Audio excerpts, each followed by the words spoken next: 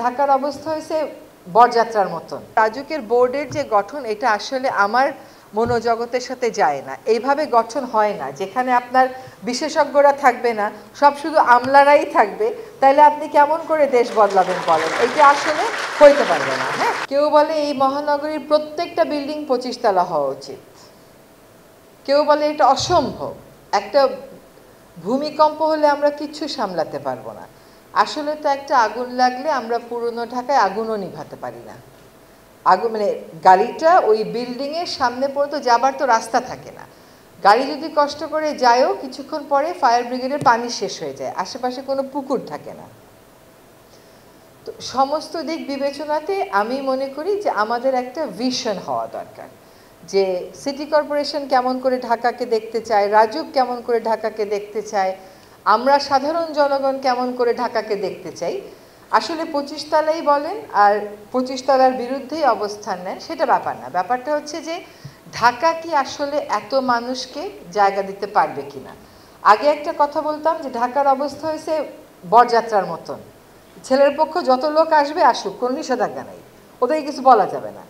এইরকম হবে না। আসলে আসলে উত্তরটা নিহিত আছে ডিসেন্ট্রালাইজেশনে, যে আপনাকে ডিসেন্ট্রালাইজ করতে হবে। সঠিক প্যাড আর সঠিক তথ্য দিয়ে কেশু সামলে নিব এক হয়ে মোনালিসা স্যানিটারি ন্যাপকিন। ঢাকা শহরে মানুষ আসবে আর আপনি 25 তলা 30 তলা করে বাসা দিবেন, এটা হবে না। বুঝলাম যে আপনি হরাইজন্টালি বাড়বেন না, কৃষি জমি বাঁচাবেন, কিন্তু ভার্টিক্যালিও তো অত বাড়ার আসলে আপনার সুযোগ নেই।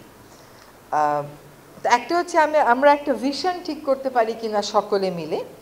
দ্বিতীয় হচ্ছে যে আমাদের টাউন ইমপ্রুভমেন্ট অ্যাক্ট বলেন আর বিল্ডিং কনস্ট্রাকশন অ্যাক্ট বলেন, এইগুলোর না ম্যাসিভ চেঞ্জ দরকার। এগুলো অল্প অল্প চেঞ্জ করলে পরিবর্তিত বাস্তবতায় আমরা আসলে বাঁচতে পারবো না, বা জনগণ যেটা চায় এটা তাদেরকে দিতে পারবো না। আমি মনে করি যে আমাদের একটা ওয়ার্কিং গ্রুপ হয়ে যাওয়া দরকার, যারা বিল্ডিং কনস্ট্রাকশন অ্যাক্ট আর টাউন ইমপ্রুভমেন্ট অ্যাক্টটাকে পরিবর্তন করবে।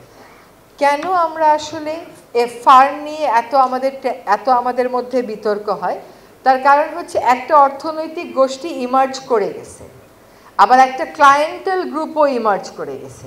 এই অর্থনৈতিক গোষ্ঠী এবং ক্লায়েন্টেল গ্রুপ যেরকম চায় ঢাকার বাসযোগ্যতার জন্য, সেটাই আসলে উত্তর কিনা এটা কিন্তু একটা অনেক বড় প্রশ্ন।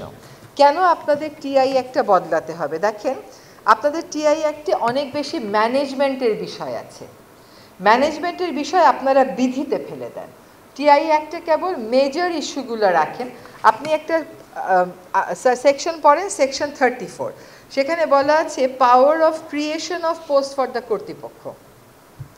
এখানে বলা আছে স্যালারি স্কেল যাদের 2800 থেকে 4425। এখন তো এরকম কিছু নাই, কিন্তু এই আইন নিয়েই আমি বসে আছি, এই আইন নিয়েই আমার রাজুক চলতেছে। টিআই একটা বদলানোটা খুব দরকার। প্রয়োজনে আমরা একটা নতুন করে আইন করি, সমস্যা কি? এই আইন আপনাদের যে স্ট্রাকচার আছে যে 5 জন সদস্য হয় 5টা সেক্টর, 5টা জায়গা থেকে, আমরা সেগুলো এখানে আইনের মধ্যে রিফ্লেক্ট করে দিই। এটা তো আইনের রিফ্লেক্টেড না, কেবল বলা আছে ফুল টাইমটাও কিন্তু আসলে আগে ছিল না। আমি নিজেও সেদিন একটু বোকা হয়ে গেছি। ফুল টাইমটা আসলে এরশাদ সাহেব এসে তারপরে এটা করেছে।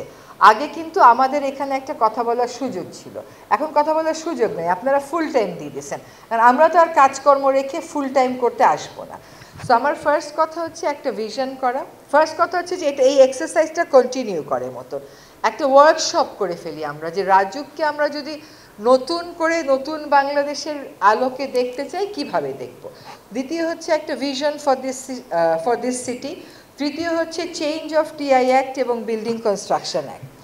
এখন একটা বিতর্ক প্রায়ই, আরেকটা হচ্ছে রাজুকের বোর্ডের যে গঠন এটা আসলে আমার মনোজগতের সাথে যায় না। এইভাবে গঠন হয় না, যেখানে আপনার বিশেষজ্ঞরা থাকবে না, সব শুধু আমলারাই থাকবে। তাইলে আপনি কেমন করে দেশ বদলাবেন বলেন? এইটা আসলে হইতে পারবে না। হ্যাঁ।